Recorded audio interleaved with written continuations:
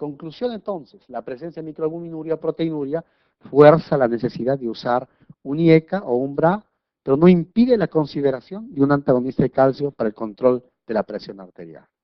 ¿Ok?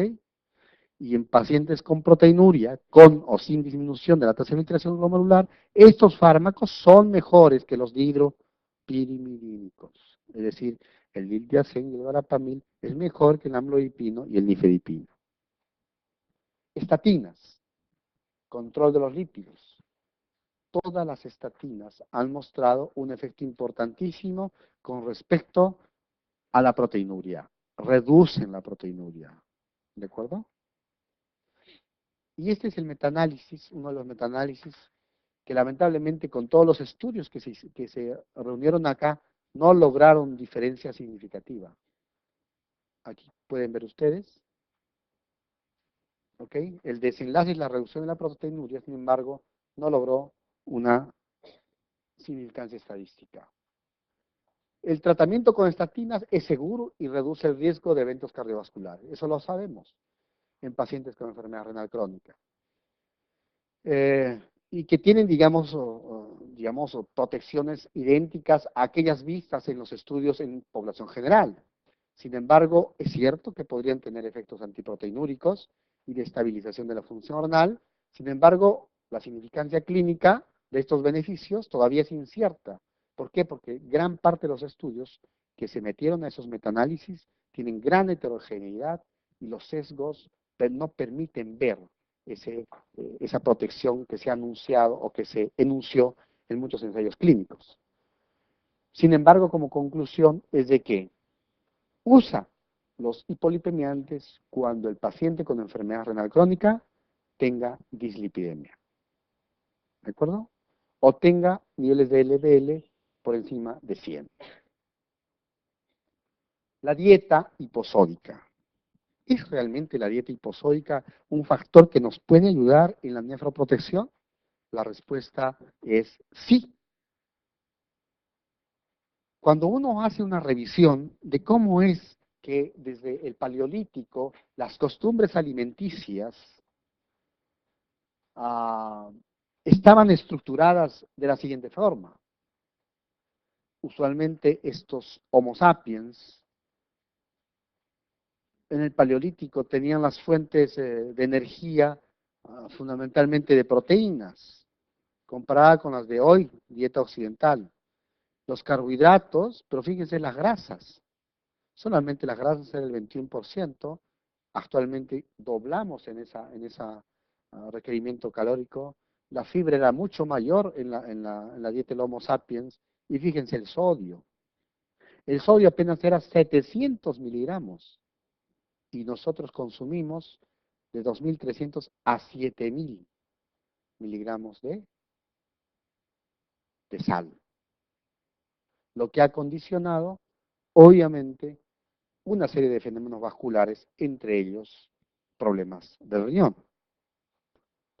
El estudio intersal es un estudio clásico para explicar de cómo es que el incremento de la excreción de sal está relacionada con el aumento de la presión sistólica. Obviamente, el incremento de la excreción de sal está directamente relacionada con la ingesta. Quien tiene más ingesta de sal, tiene más hipertensión arterial. ¿Y por qué la sal realmente conduce a hipertensión? Porque se produce retención de sodio en el riñón, hay un exceso corporal de sodio, esto produce expansión a nivel del volumen extracelular. Sin embargo, un efecto que es uno de los más trascendentales es el exceso a nivel del sodio intracelular que permite una actividad importante de la sodio ATPasa y por consiguiente contracción del músculo liso e incremento de la resistencia vascular que va a determinar hipertensión. Las dietas bajas en potasio tienen casi el mismo efecto. Dieta baja en proteínas. ¿Es realmente la dieta baja en proteínas un elemento protector para el riñón? Los estudios han dicho lo siguiente, ya como conclusión, de que si uno quiere realmente tener un efecto nefroprotector, de disminuir la proteinuria como desenlace duro, desenlace importante en los estudios de investigación, uno tendría que bajar las proteínas por debajo de 0.5 gramos por kilo por día, lo cual, en contraparte, sería una carga proteica tan baja que determinaría desnutrición calórico-proteica y, por consiguiente, mayor morbilidad de nuestros pacientes. De tal manera que esto ha sido una situación que ha permitido concluir lo siguiente, que si bien los beneficios de una dieta baja en proteínas enlentecen la progresión de la falla renal crónica, esta tiene un beneficio marginal, es decir, pequeñita, y desde la visión costo-efectividad, aplicar estas dietas pueden a veces tener un gran costo para el paciente. ¿Por qué? Porque se produce desnutrición calórico-proteica. Sin embargo, como es una protección pequeñita, se podría usar en un esquema de tratamiento multimodal que vamos a explicarlo más adelante. ¿Los diuréticos como tiacídicos nos ayudan a la nefroprotección? Por supuesto que sí. Cuando están asociados a IECA, los diuréticos nos ayudan muchísimo. Fíjense ustedes, muy claro. Cuando se usa losartán, este es el placebo, este es dietas altas en sodio y bajas en sodio, es un estudio en realidad que se manejan esas dos variables, pero veámoslo simplemente como efecto de losartán e hidroclorotiazida versus la proteinuria. Y vemos que cuando se pone el losartán como tratamiento, la proteinuria baja, ¿no es cierto? Estos dos son proteinurias, ¿de acuerdo? Comparada con el placebo. Pero si se agrega el losartán e hidroclorotiazida, mejora mucho más la, la proteinuria. ¿Por qué? Porque los diuréticos ayudan a excretar el sodio corporal total. Por eso es que en las poblaciones que tienen ingestas de bajo sodio son mucho más efectivas que en las otras que tienen alto sodio. ¿De acuerdo? Entonces, como conclusión, diremos que estas evidencias que protegen al riñón básicamente son la dieta hiposódica, poquito pero protegen, la baja en proteínas, poquito pero protegen, la dieta hiposódica, el uso de diuréticos tiacídicos, los inhibidores de la enzima convertidora, los bloqueadores de los receptores de angiotensina 2, los antagonistas de los canales de calcio no hidroprimídicos, los antagonistas de renina, ya actualmente ya están probados en el tema. Los antagonistas de aldosterona están en estudio porque pueden condicionar hipercalemia severa y todavía no se recomienda. Y las estatinas están todavía en estudio. El tratamiento multimodal en la nefroprotección es un tema importantísimo porque parte del concepto multicausal de la enfermedad. A tratamiento o a modelo multicausal, tratamiento multimodal. Por consiguiente, estos conceptos han sido aplicados ya sea a la terapia con HIV, a la terapia para el cáncer, a la terapia antituberculosa. ¿De acuerdo?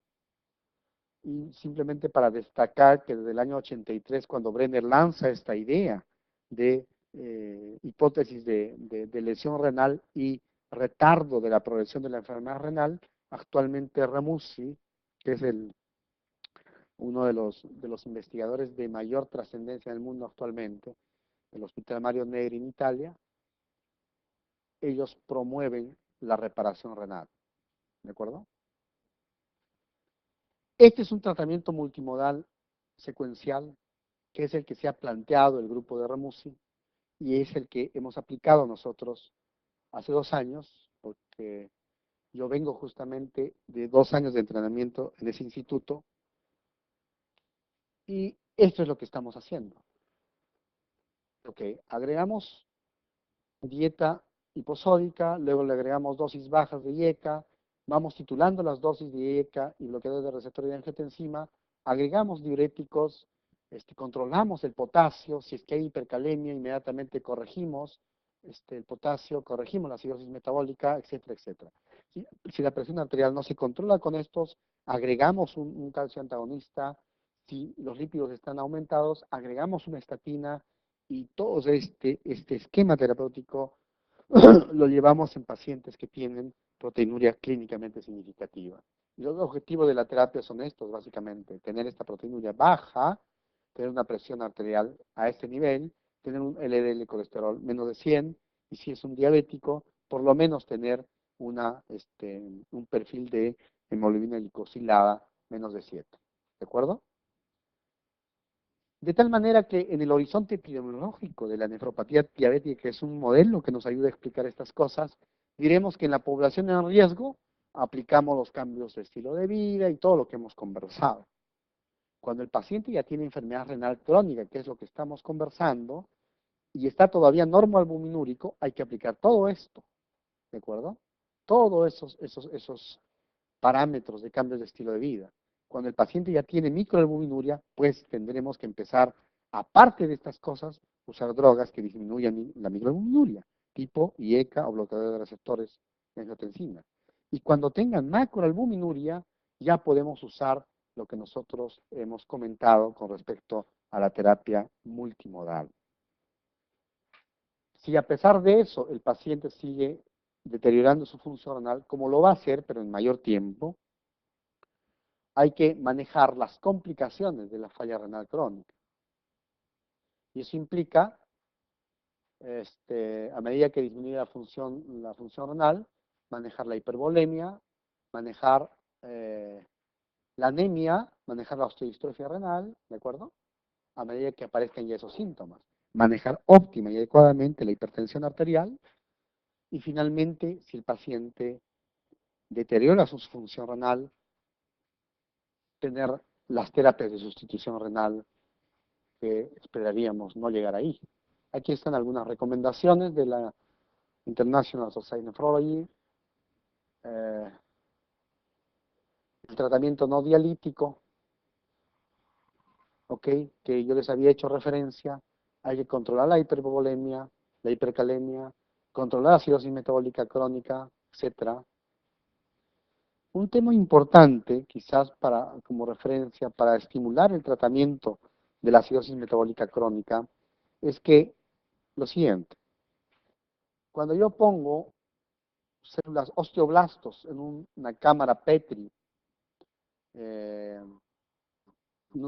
digamos, mezclada con nutrientes, estos osteoblastos en un pH neutro se desarrollan, como ven ustedes acá.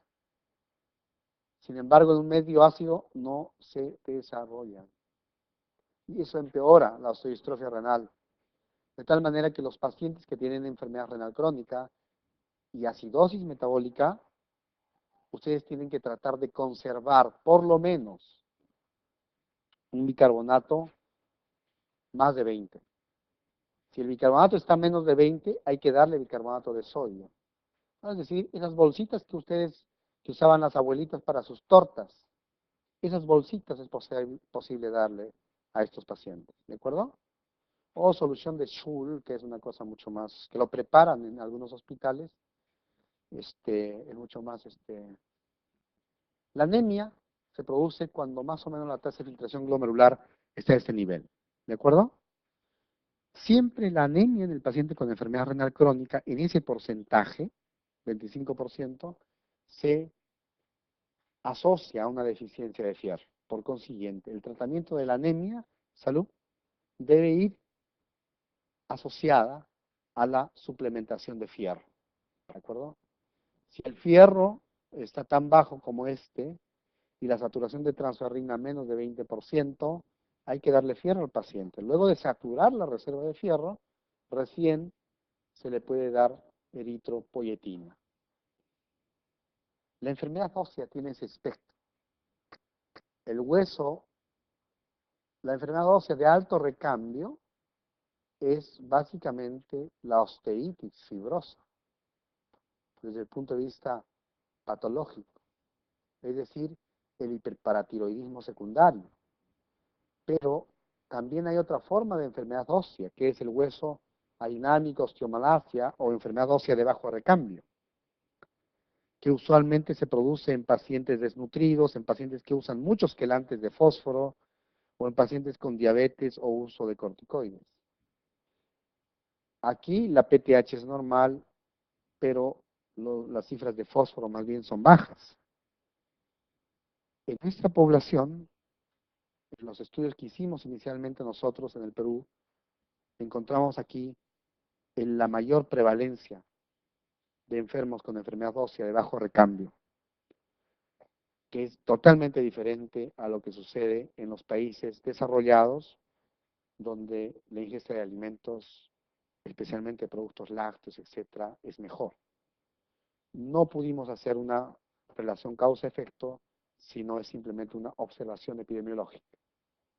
La osteodistrofia renal tiene también un tratamiento, y ese tratamiento básicamente va desde la restricción del fósforo, el aumento del carbonato de calcio como terapia y el uso de factores hormonales como el calcitriol, que van a bloquear la producción o la síntesis de paratormona. Y eso hace mejorar el cuadro de osteodistrofia.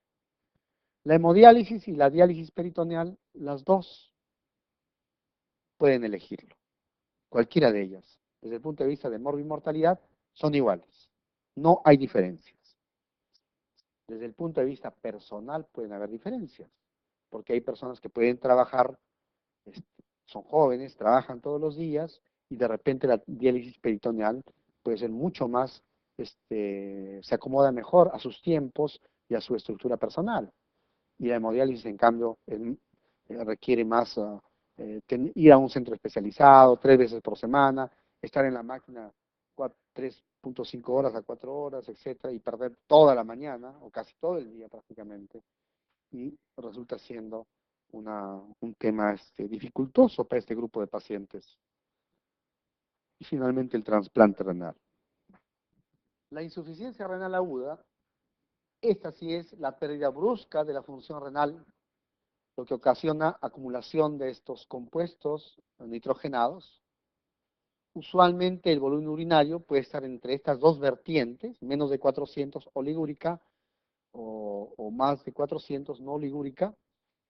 Su curso puede ser variable y su recuperación aproximadamente puede ser en un mes.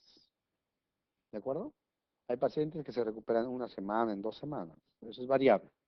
Depende del grado de la injuria.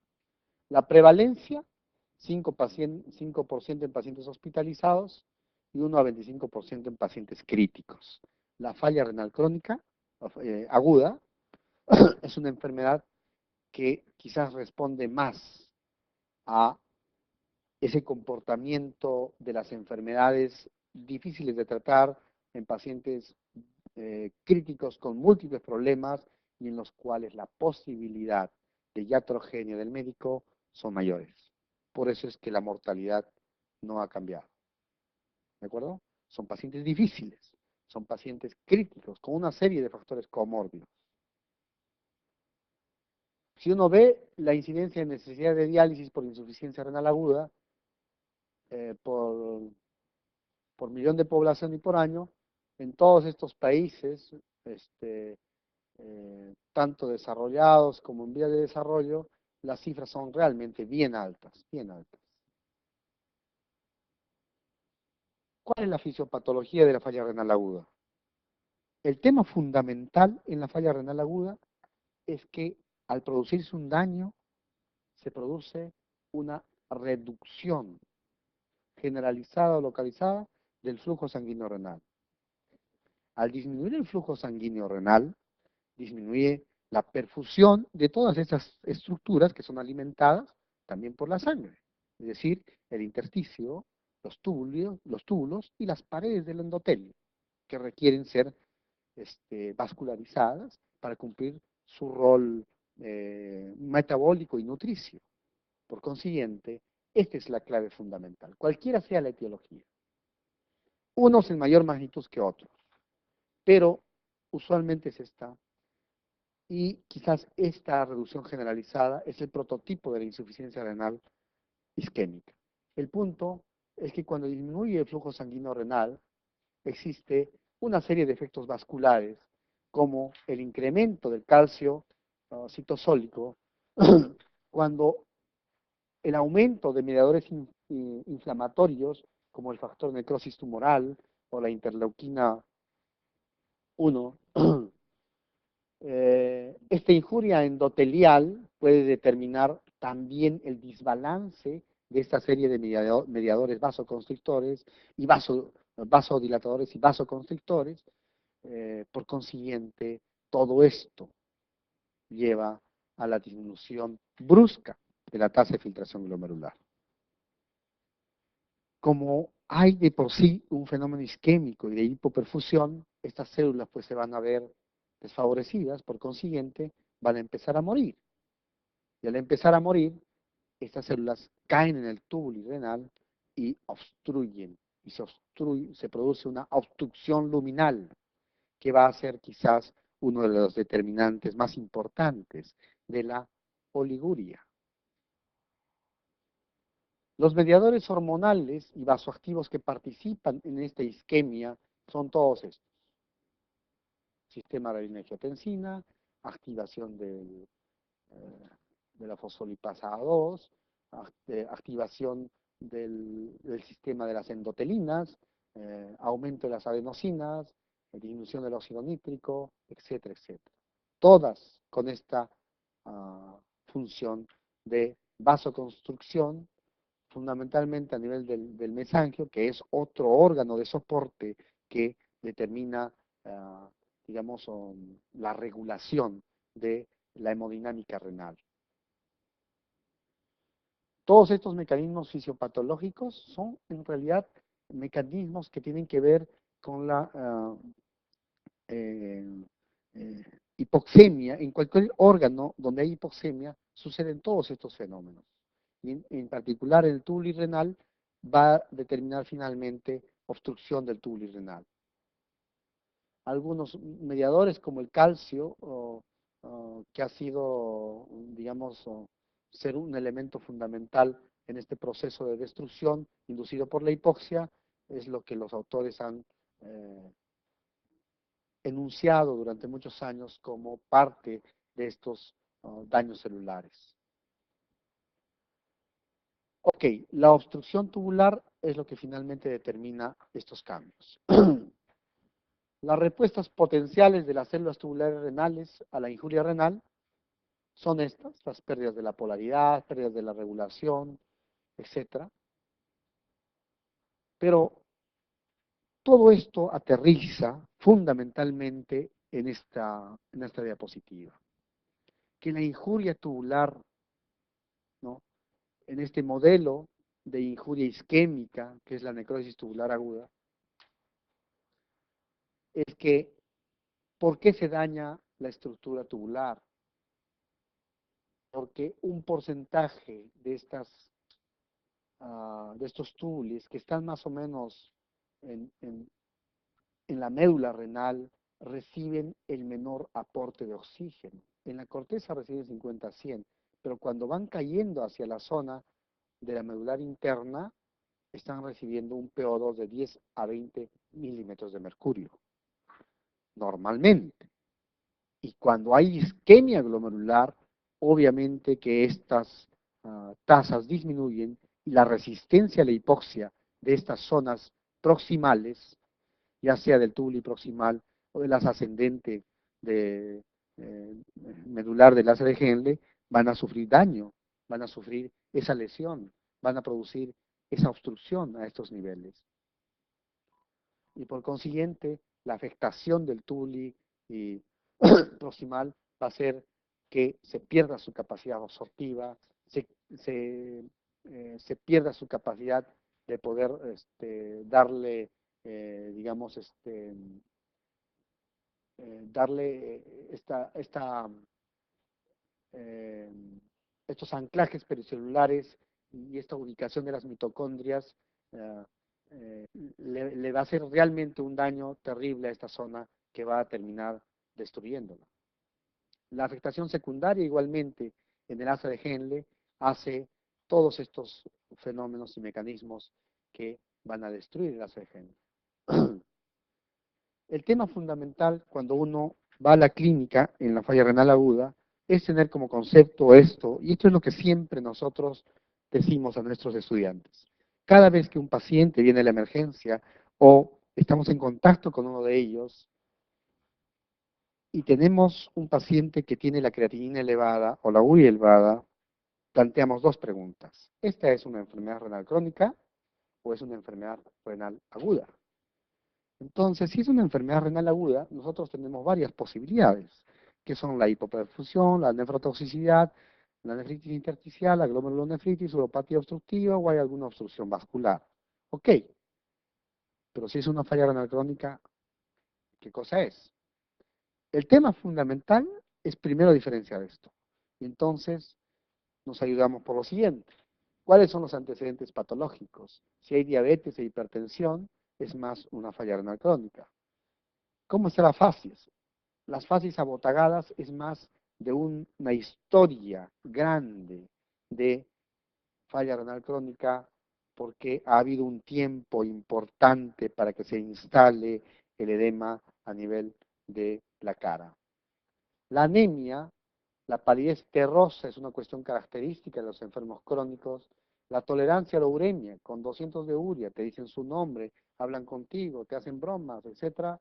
Esos pacientes tienen enfermedad renal crónica. Y obviamente la ecografía renal, que no se debería de dejar de pedir, aun cuando estamos en la emergencia, nos ayuda muchísimo para este tema. Sin embargo, desde el punto de vista práctico, esa diferenciación puede ser sutil porque cuando tenemos un paciente con un incremento de la creatinina, nosotros tenemos que actuar y actuar rápido para evitar mortalidad. Y para eso es que Rifle, o los criterios Rifle, que también son criterios dados por el consenso de muchas organizaciones dedicadas al estudio de la insuficiencia renal aguda, han definido estos pacientes, por ejemplo, en riesgo cuando hay un incremento de la creatinina de más o menos 1.5, o sea, multiplicada por 1.5 del basal, ¿no? O una disminución de la tasa de filtración glomerular de 25%. Esos pacientes están en riesgo. Ahí no hacemos muchas cosas. Cuando un paciente ya tiene injuria, el incremento de la creatinina es el doble. Cuando un paciente está en insuficiencia, el incremento de la creatinina se multiplica por 3, ¿no? O sea, se ha triplicado su creatinina basal. Estos grupos ya son grupos que deben entrar a diálisis. Y estos grupos tenemos que manejarlos adecuadamente desde el punto de vista de volumen, desde el punto de vista de evitar la hipoperfusión, o desde el punto de vista de quitar los nefrotóxicos que está recibiendo, o algunas intervenciones que están desencadenando disminución del flujo sanguíneo renal. Esto es importante porque nos prevé, así como en la enfermedad renal crónica, estadios tempranos, ¿de acuerdo? Para hacer la prevención secundaria. Cuando ya hay pérdida de todo esto, la falla renal aguda puede llegar a una enfermedad renal crónica. Eso es indudable. Cuando ya hemos definido que nosotros estamos frente a un cuadro de insuficiencia renal aguda, ¿ok? Siempre uno tiene que definir cuáles son esas causas. Y esto es clásico. ¿Son prerrenales, posrenales o son intrínsecas? Si son prerrenales, son todas aquellas que disminuyen el gasto cardíaco, ¿de acuerdo? O condiciones en las cuales hay depresión de volumen. Todas estas causas prerrenales pueden recuperarse en 24 horas. Las causas intrínsecas, en cambio, son otras, que son estas las que estoy refiriendo acá. Y las más frecuentes es la necrosis tubular. Las causas postrenales usualmente son las uropatías obstructivas. Y este es un slide que resume quizás todas estas condiciones. Ahí ven, las causas prerrenales, causas que dañan la anatomía del vaso sanguíneo, causas que dañan la anatomía de los pequeños vasitos, como los glomérulos y las arteriolas, daños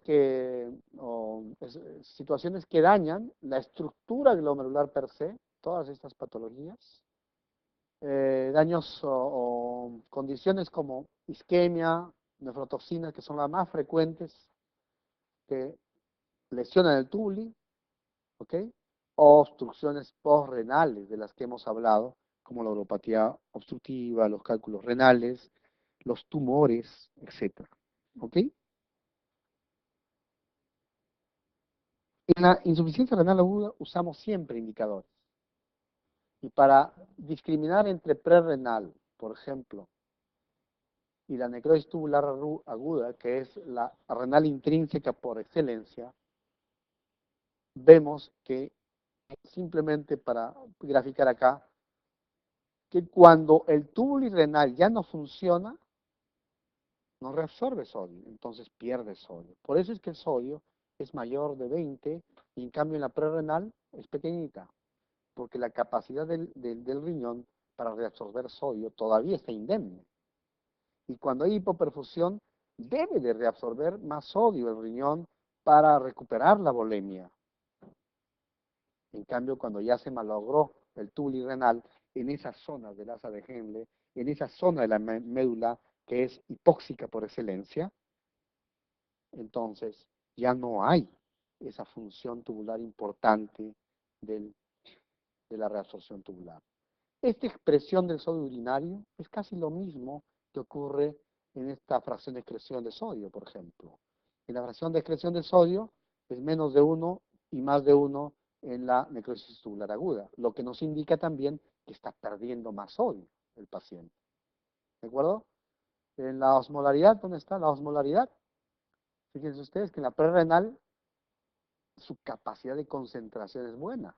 En cambio, en la necrosis tubular aguda ha perdido la capacidad de concentración. ¿Por qué? Porque está dañando una estructura importante del mecanismo de contracorriente, que es la porción ascendente del asa de Henle. ¿Ok? Entonces, esta es la explicación para los índices urinarios correlacionados con la fisiopatología de la lesión. Sin embargo, el sedimento urinario también es una herramienta importante.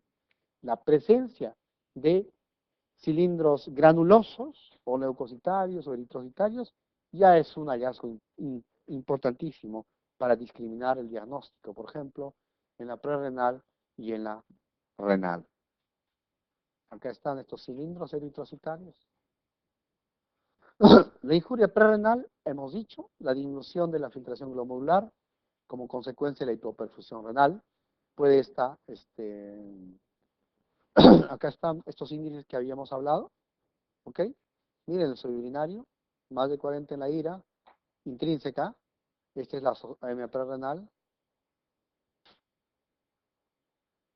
La ira prerrenal son todas estas causas, hipovolemia, función cardíaca alterada, vasodilatación periférica, síndrome hepatorrenal, etc.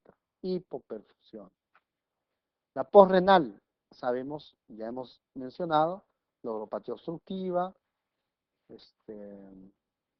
tumores, etc. La clínica, nunca hay que dejar de hacer un tacto rectal a un paciente con falla renal. Y si es mujer, siempre hay que hacerle el tacto vaginal en la emergencia. Siempre nos damos con estas sorpresas de los cánceres a nivel del cuello uterino o del endometrio, que pueden eh, desencadenar uropatía obstructiva. La renal intrínseca, que es la más frecuente, y dentro de ellas la necrosis tubular aguda, estas causas de injuria renal, de hipoperfusión, en realidad a las finales terminan haciendo necrosis tubular aguda. Los nefrotóxicos también lesionan el túbulo renal, por consiguiente terminan haciendo necrosis tubular aguda.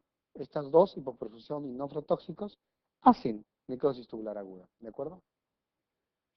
Acá están algunos nefrotóxicos exógenos, los aminoglicósidos, ustedes lo conocen perfectamente, los antiinflamatorios no esteroides que pueden causar falla renal, pigmentos como la mioglobina, la hemoglobina o las hiperuricemias pueden hacer este tipo de daño.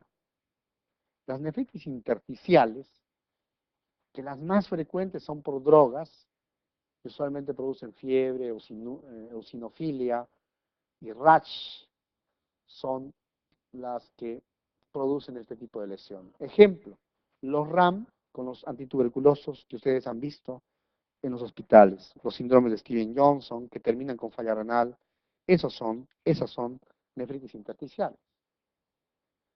Las glomerulonefritis, todos ustedes han visto y han tratado pacientes con lupus eritematoso sistémico y han visto que una de las lesiones más trascendentales e importantes perdón, es justamente el riñón. Las obstrucciones vasculares secundarias al síndrome nefrótico masivo también es otra causa. El manejo de falla renal. Como les decía, los criterios Rifles nos han permitido ser más rápidos en el manejo, prescribir más rápido la diálisis, no esperar mucho. Y algunos elementos en el manejo de la falla renal aguda es importante hacerlos dar a conocer. La furosemida en bolos o infusión, cualquiera de ellos es útil. Y es útil para el manejo de sobrecarga de volumen. Ya no es discusión en la literatura que los diuréticos, por convertir una falla oligúrica en una no oligúrica, mejora la morbimortalidad de los pacientes. Eso no es cierto. Por consiguiente, la utilidad en el manejo es solo para sobrecarga de volumen, en la forma que ustedes quieran. Y otro mito es que la dopamina, por sus mecanismos fisiopatológicos de vasodilatación a nivel de la arteriola aferente, etcétera, etcétera, etcétera, pueden tener beneficios a nivel de la diuresis de los pacientes. En realidad, esta droga debe ser eliminada de la práctica clínica en la falla renal aguda. ¿De acuerdo? No sirve para la falla renal aguda. Al contrario, produce todos estos fenómenos que pueden empeorar la situación o condición de un paciente crítico.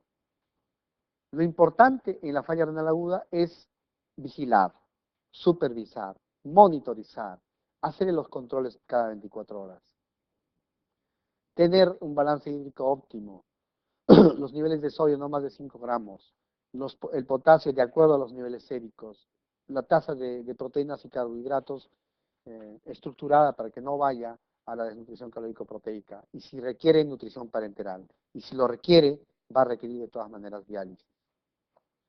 En realidad, ¿cuándo iniciar la diálisis? No hay un consenso adecuado para ello.